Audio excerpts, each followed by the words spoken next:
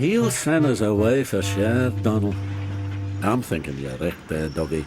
The luck's aye been against us. An engine doesn't ken what to do for the best. Snow came early that year.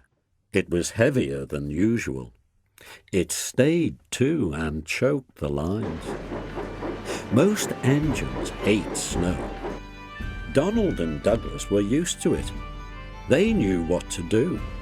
Their drivers spoke to the inspector, and they were soon coupled back to back, with a van between their tenders. Then each with a snowplough on their fronts, they set to work. They puffed busily backwards and forwards, patrolling the line. Generally, the snow slipped away easily, but sometimes they found deeper drifts. Then they would charge them again and again, snorting, slipping, puffing, panting, till they had forced their way through.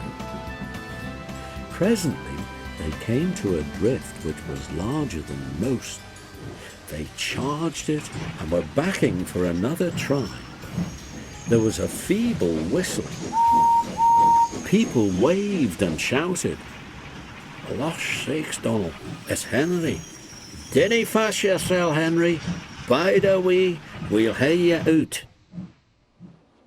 The fat controller was returning soon.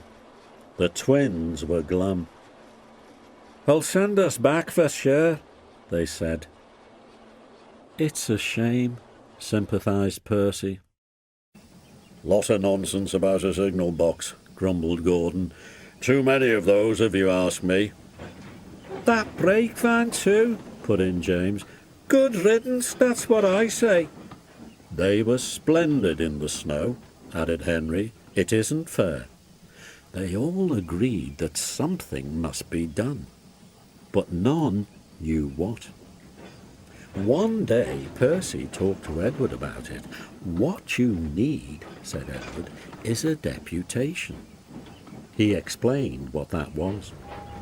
Percy ran back quickly. "Edward says we need a depot station," he told the others. "Of course," said Gordon. "The question is—" "What is a desperation?" asked Henry. "It's when engines tell the fat controllers something's wrong and ask him to put it right." "Did you say tell the fat controller?" asked Duck thoughtfully. There was a long silence.